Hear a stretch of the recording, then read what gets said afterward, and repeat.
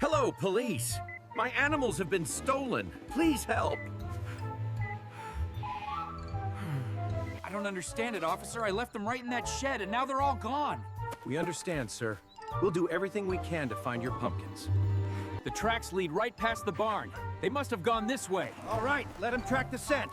He's got it now. He found something. Do you think that's him? Looks promising. Let's keep following the dog.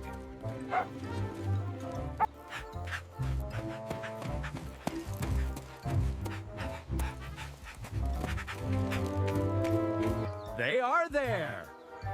Oh, my monkey.